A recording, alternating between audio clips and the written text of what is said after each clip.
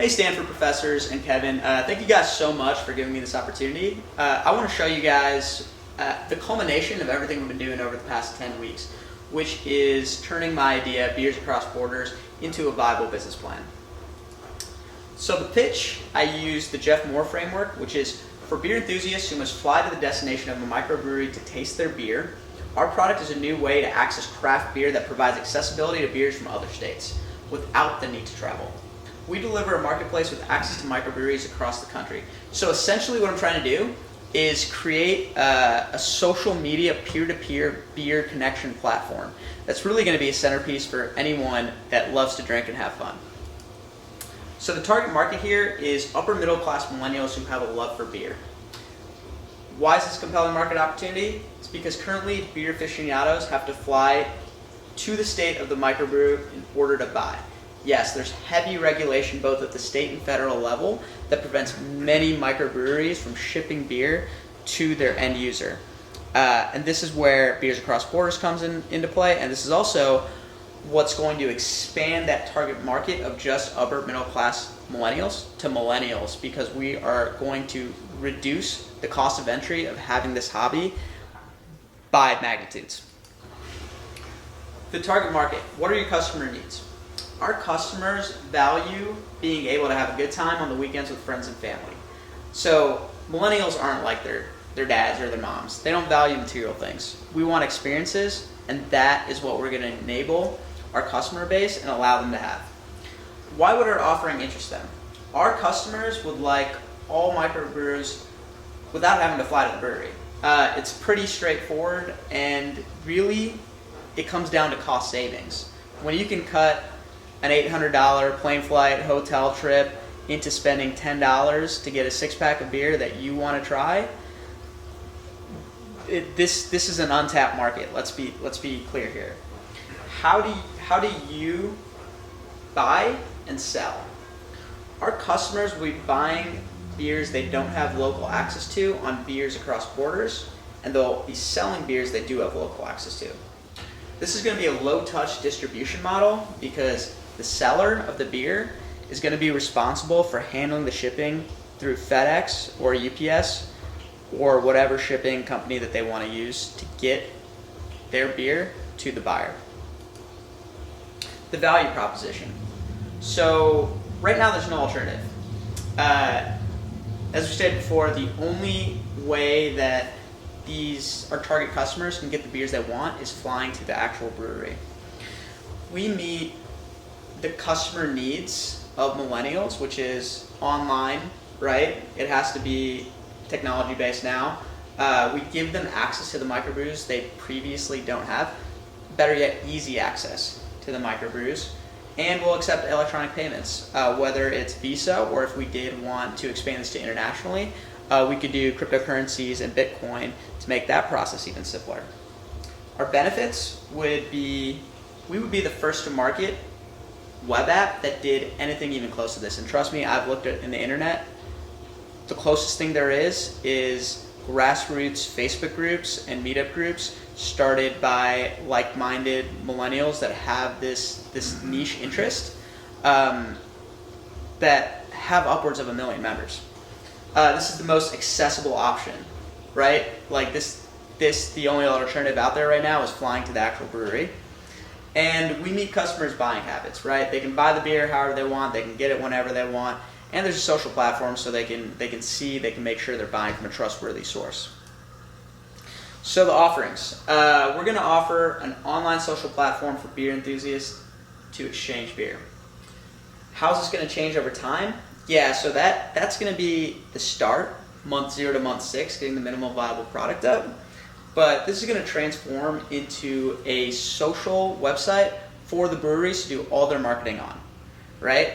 And they're going to create content and they'll post it on our website. And we also want to grow this to either become a distributor for these microbreweries or at least partner with the distributors so we can add more value in that space and eventually grow to be the go-to e-commerce platform for anything regarding microbrews.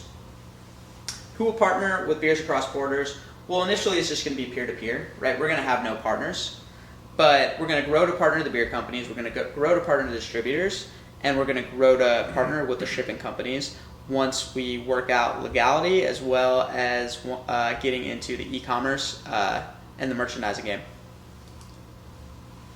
So this is a simple business model for the minimum viable product and service. The seller, registered seller in Beers Across Borders, buys a beer from a microbrewery.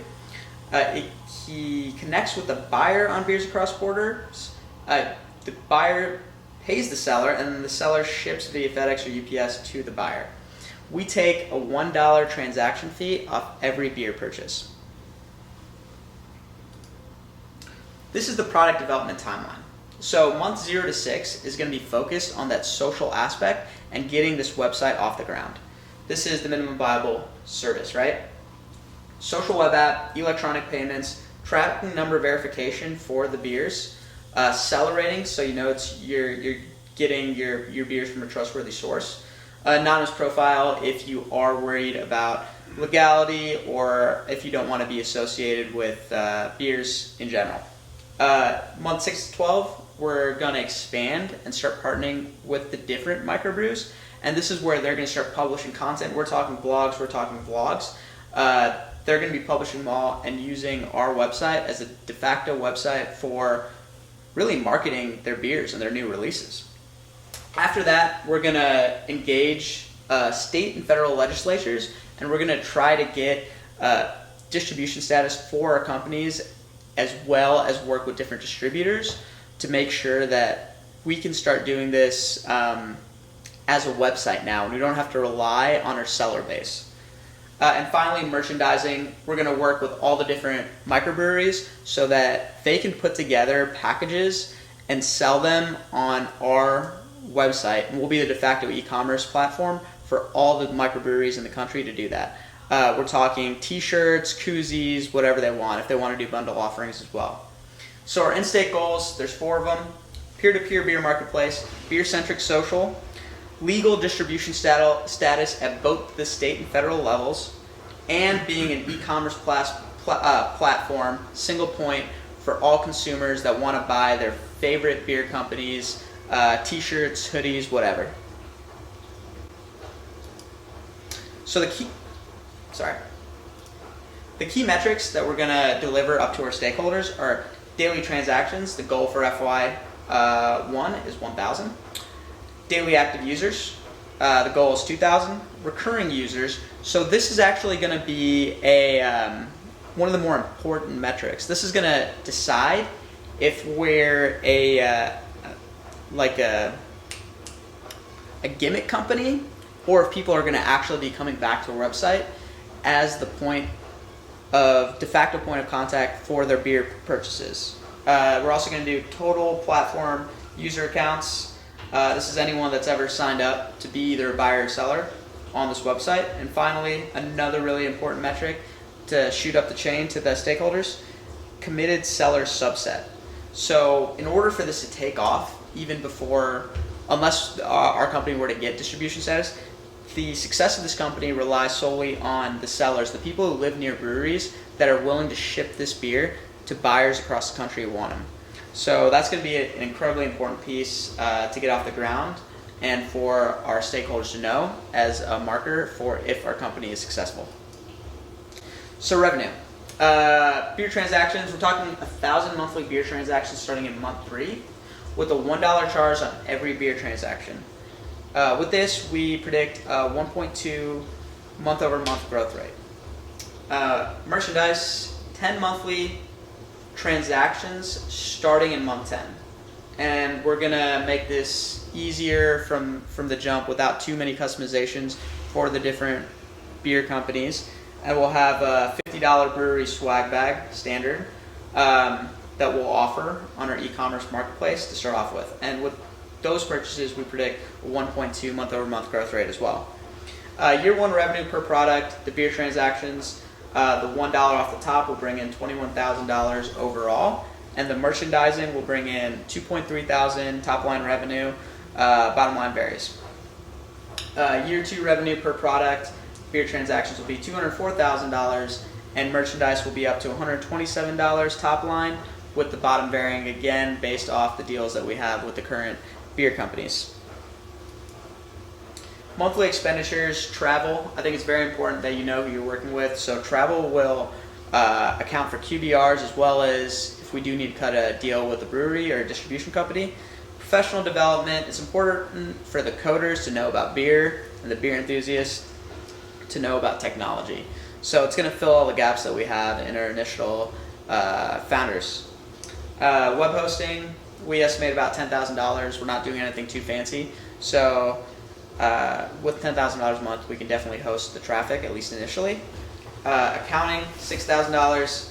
That's going to take care of essentially having running a large company in America, handing out salaries, etc.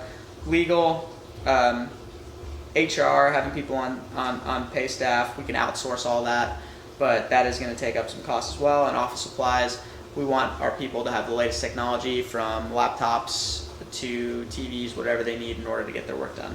So that'll be around $2,000 a month. The biggest part of our monthly expenditure will be the $60,000 to dish out salaries for our initial employees. So the total monthly expenditure is going to be $93,000, and we don't expect to be cash flow positive until month 24. So the hiring plan is going to start with 6 key positions: Chief Executive Officer, Chief Marketing Officer, Chief Technology Officer, Chief Legal Officer, and 2 lead engineers to build this platform. We are going to give them a 6% yearly salary increase, a fixed salary of $10,000 per month for all positions, and a 5% equity stake per person. 70% will go to the venture capitalist firm that is willing to invest in this idea. So funding, we want to do this right from the start. We're only going to do 1 round of funding, and that is going to be for $5.4 million that will float us until 2 years until we do become cash flow positive. After that, we're going to start investing back into the company, and at that point we can increase headcount and start expanding into other areas as well. So the TEAS assessment frameworks, I know this is a little hard to read, but team, I'll just go over the weaknesses because of time, but our biggest weakness is experience creating a business. That is a difficult thing to do, and not many people do it successfully. I know that me as a founder, I've never done it, and it would be very important to either find someone that does that or somehow be able to fill in the gaps, whether it's through advisors that the venture capitalist firm brings in. Total addressable market, the weakness is millennials' buying patterns change frequently. Right now, this is something I know for a fact that they'd be very interested in. 2 years from now, who knows? It could be on to the next big thing.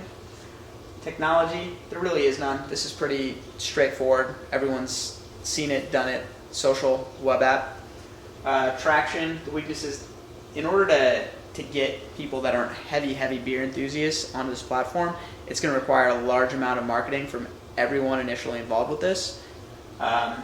Trends, so a weakness here could be more and more beer companies are figuring out how to gain distribution status. In California, the latest one, big one at least, I think that got it one is Stone IPA. So if regulations do cease to exist around this whole area, then this platform becomes null and void.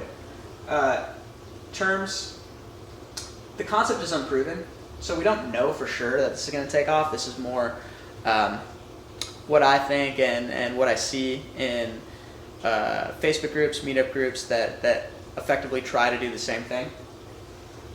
And finally, that's my presentation. So who's ready to invest? And thank you guys for listening to this.